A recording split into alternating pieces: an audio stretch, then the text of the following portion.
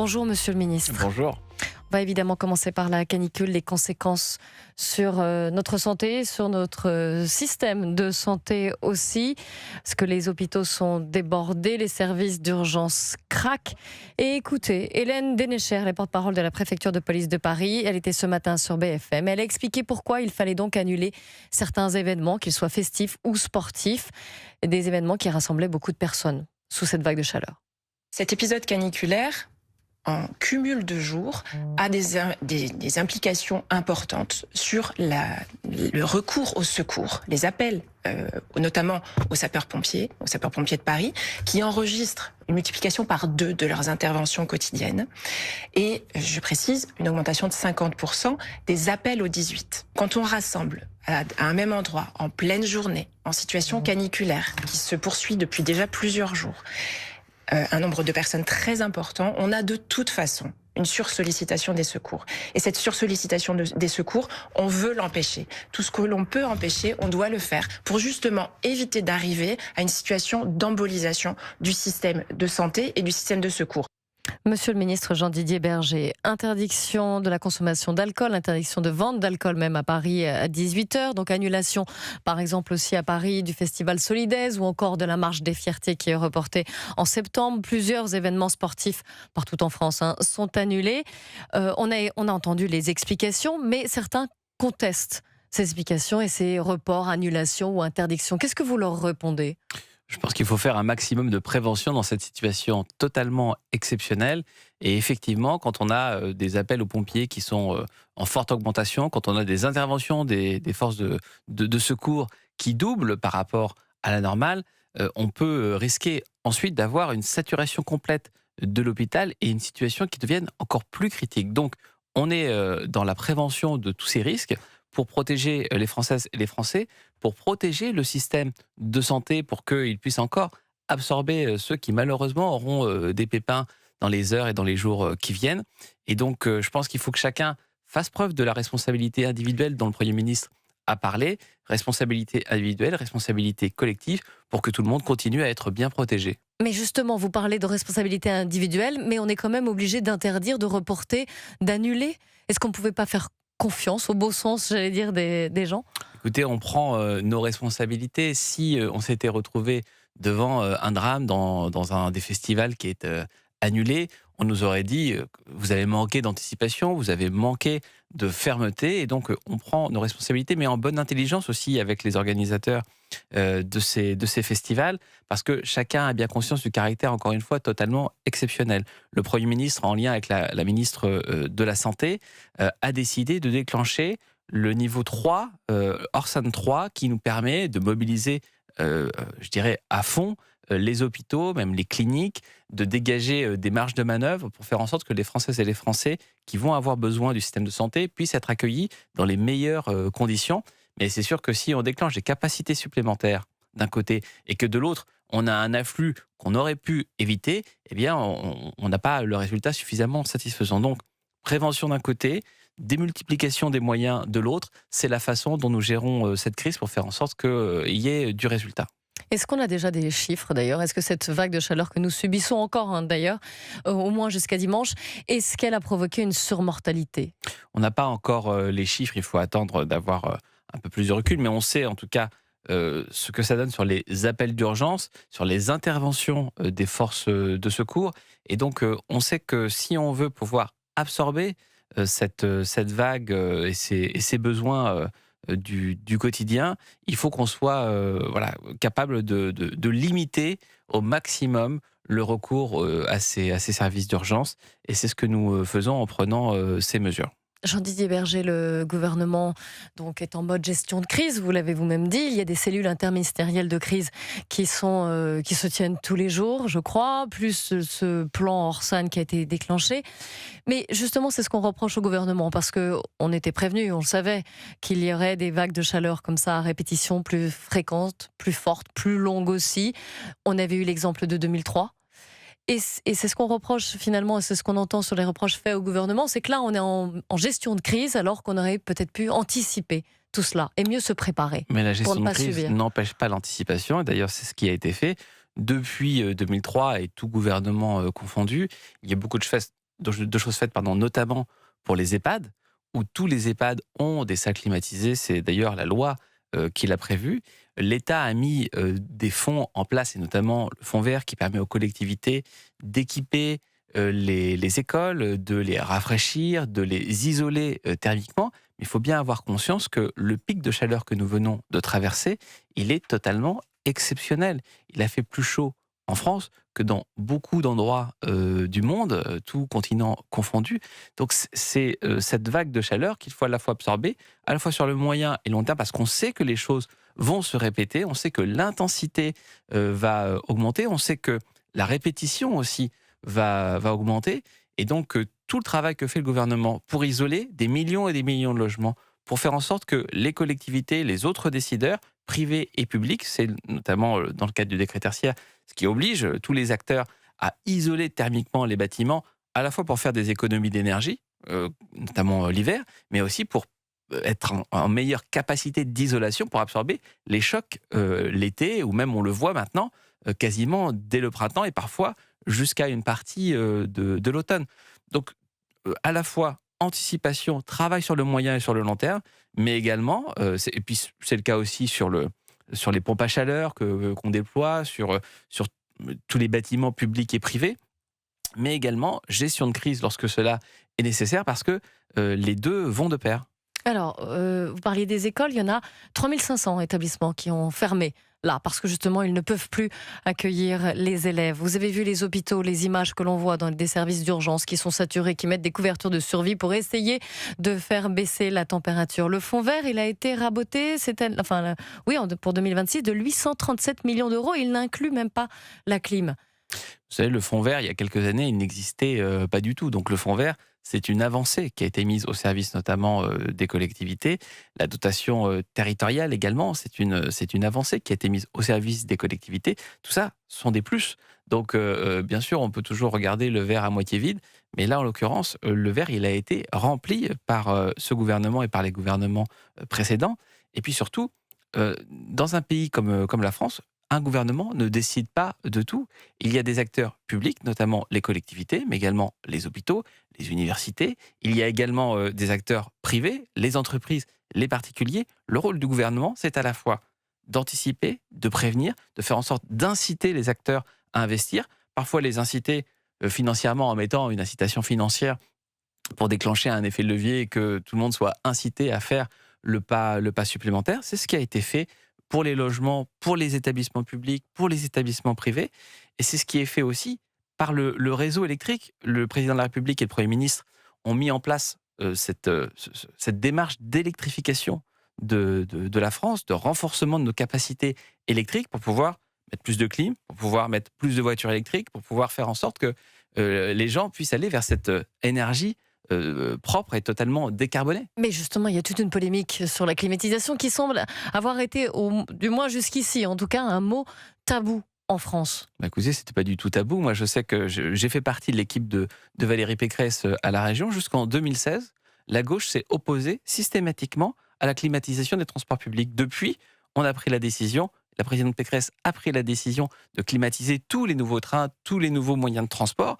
Et donc, dans les transports en Île-de-France, eh bien, on est avantagé par rapport aux endroits où ça n'a pas été décidé.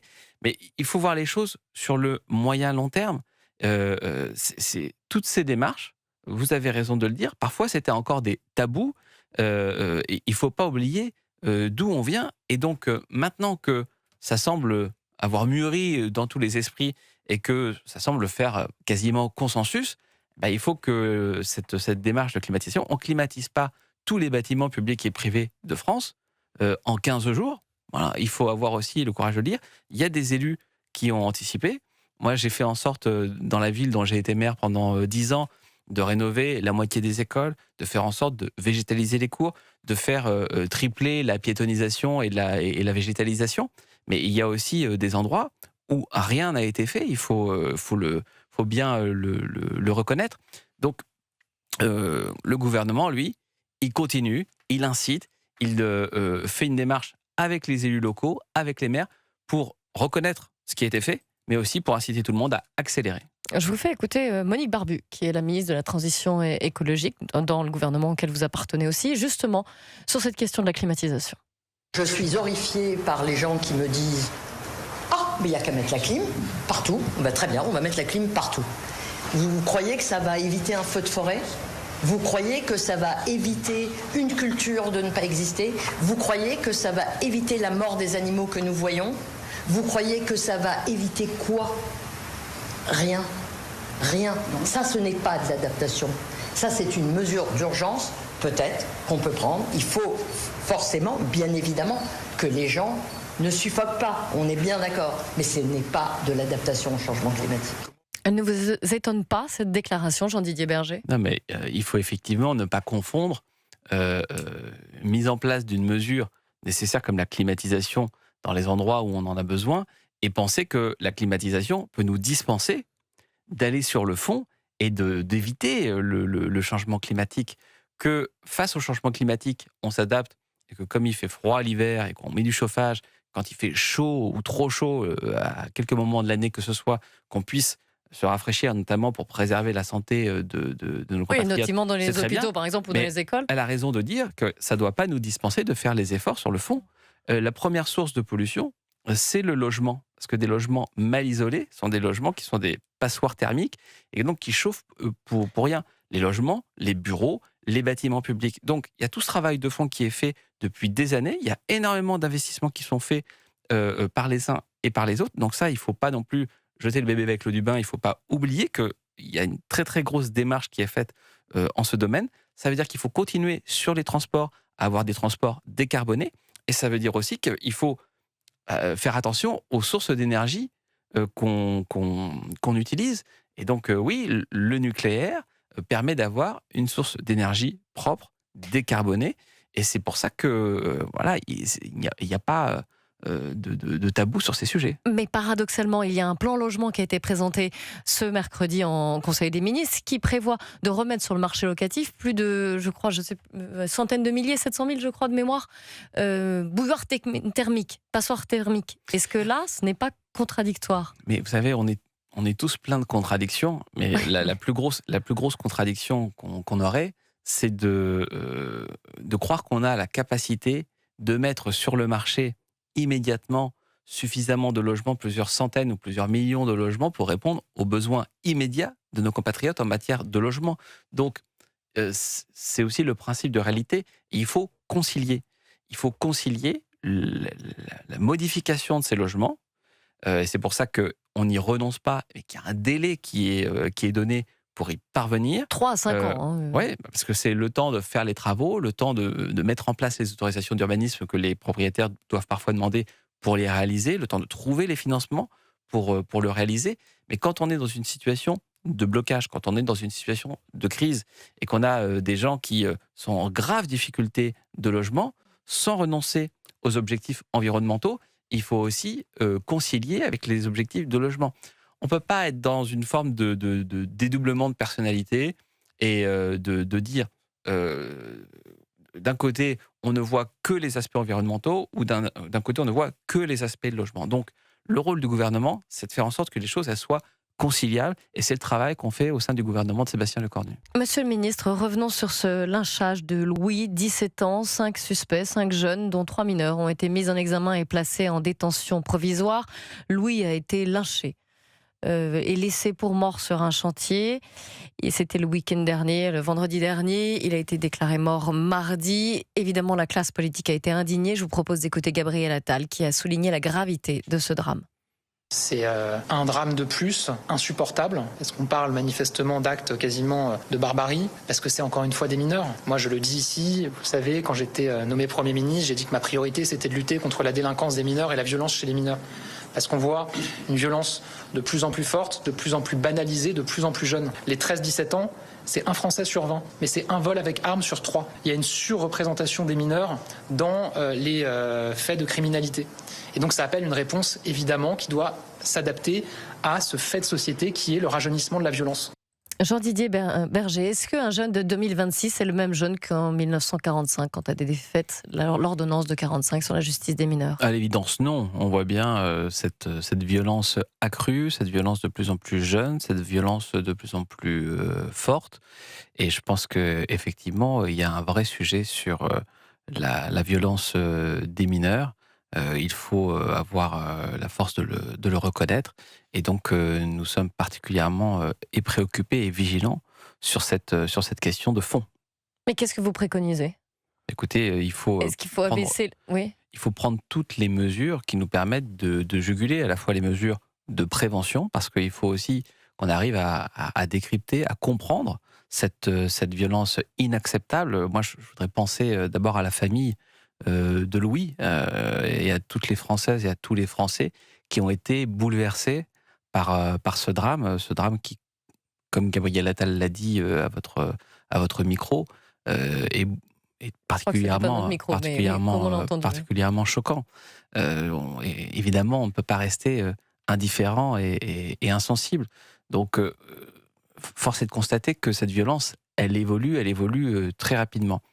Il faut d'abord agir sur la délinquance, la primo-délinquance, parce que ces délinquants, avant de commettre l'irréparable, ils sont parfois pris dans des trafics, dans des vols, dans des atteintes aux biens et aux personnes. Et c'est à ce moment-là aussi qu'il faut commencer par prévenir, par endiguer cette violence. Ça fait partie des choses que nous visons dans le cadre de la loi Riposte que nous portons avec le ministre de l'Intérieur, Laurent Nunez, parce que si la fermeté est présente plus tôt, plus en amont, si on est capable d'endiguer cette violence de façon plus précoce, alors on peut espérer éviter des drames de ce type, même si évidemment, s'agissant d'une enquête en cours et que je ne vais pas commenter, il y a pour l'instant la présomption d'innocence pour ceux qui sont mis en cause, mais voilà, compte tenu des éléments que tout le monde a vu, évidemment, cette affaire interpelle tous les Français. Donc ça veut dire, si je résume, ça veut dire de la prévention, avec concrètement comment? La prévention, elle se fait à tous les niveaux. Elle doit se faire dès l'école. Elle doit se faire même parfois, même avant l'école. Elle se fait au sein des familles. Elle se fait dans les institutions publiques. Elle se fait sur le plan social. Elle se fait sur le plan sanitaire. Mais elle doit se faire aussi sur le plan judiciaire. C'est la raison pour laquelle, encore une fois, quand il y a des actes préalables, parce que on passe pas nécessairement de rien à tout. Ceux qui commettent des crimes, parfois avec des actes qui sont à la limite de la barbarie, sont pas forcément inconnus des services de police. Donc, avant qu'on en arrive à ces extrémités, il faut qu'on arrive à endiguer cette violence par des sanctions qui soient des sanctions plus immédiates, des sanctions qui soient plus concrètes, des sanctions qui soient je dirais, données dans des délais plus courts, et donc voilà, qui s'adaptent à cette réalité de violence d'aujourd'hui. Jean-Didier Berger, ministre délégué auprès du ministre de l'Intérieur. Comme en 2025 d'ailleurs, donc l'an dernier à la même période, la gauche a empêché l'adoption d'un texte qui visait à interdire le mariage des personnes en situation irrégulière, notamment sous le coup d'une OQTF, une obligation de quitter le territoire français. Cette mesure est jugée raciste par Éric Coquerel, le député LFI, qui était ce matin l'invité de Romain Desarbes sur Europe 1 et CNews. On a gagné d'ailleurs, je suis très content. Pourquoi ? Parce que c'est un texte... Excusez-moi, je pense que là, aujourd'hui, empêcher quelqu'un qui n'est pas en situation régulière en France de se marier avec une personne parce qu'il n'est pas en situation irrégulière, je ne suis pas d'accord. Je ne suis pas d'accord avec cette vision. Voilà, je pense que c'est une mesure raciste. C'est une politique stupide, c'est une politique inique, c'est une politique qui est contraire à nos intérêts, quelque chose qui considère qu'aujourd'hui la priorité, c'est qu'une personne qui est dans cette situation-là ne puisse pas se marier à une personne en France qui est régulière. C'est évidemment pointer des choses qui sont, franchement, qui ne vont pas changer la vie des gens. C'est une manière de le faire raciste. Jean-Didier Berger, cette mesure dite raciste par Éric Coquerel était jugée de bon sens même. La situation était jugée ubuesque par le président de la République Emmanuel Macron. Pourquoi est-ce qu'hier, parce ce texte était examiné lors de la journée de niche parlementaire UDR, pourquoi est-ce que le gouvernement a refusé d'écourter les débats en invoquant l'article 44.2 de la Constitution, ce qui est à savoir le vote bloqué donc? Ce que souhaite le gouvernement, c'est respecter la parole du Parlement. D'ailleurs, j'observe que quand le gouvernement utilise le 44.2, on lui dit vous êtes des gens brutaux, vous mettez fin au débat parlementaire, vous ne respectez pas le Parlement. Et là, s'agissant d'une niche parlementaire qui est vraiment l'expression du Parlement, par le Parlement, pour le Parlement, avec le Parlement, il était quand même très délicat d'utiliser cet article. Mais surtout, ce que je constate, c'est que la France Insoumise a fait une obstruction totale, une obstruction de A à Z toute la journée, alors qu'en réalité, il y avait sans doute une majorité pour faire adopter ce texte. C'est la raison pour laquelle, moi je suis tout à fait d'accord pour proposer de demander la réinscription d'un texte qui soit avec une écriture solide et qui nous permette de régler le problème, parce que moi je ne partage pas du tout l'avis d'Éric Coquerel. Moi je pense que les Français sont choqués de voir qu'une personne qui est rentrée illégalement sur notre territoire est susceptible de se marier et donc de rendre son expulsion plus difficile du fait de ce mariage. C'est là où le problème se pose. Et que par conséquent, lorsqu'un maire, moi j'ai été maire, je sais ce que c'est que de se retrouver dans ce type de situation. Pour un maire, de se retrouver dans une situation où il a une personne qui est dans l'illégalité et qui demande finalement à bénéficier de la protection de la nation et des avantages qui sont liés au mariage, ça ne nous paraît pas logique, ça ne nous paraît pas normal. C'est la raison pour laquelle nous sommes prêts à porter à nouveau un texte qui permette de régler le problème, encore une fois avec une écriture qui soit solide et qui ne soit pas attaquable. Donc occasion manquée quand même hier. Écoutez, en tout cas, nous souhaitons régler le problème et je crois que c'est ça qu'il faut retenir. Merci beaucoup Jean-Didier Berger. Je rappelle que vous êtes ministre délégué auprès du ministre de l'Intérieur.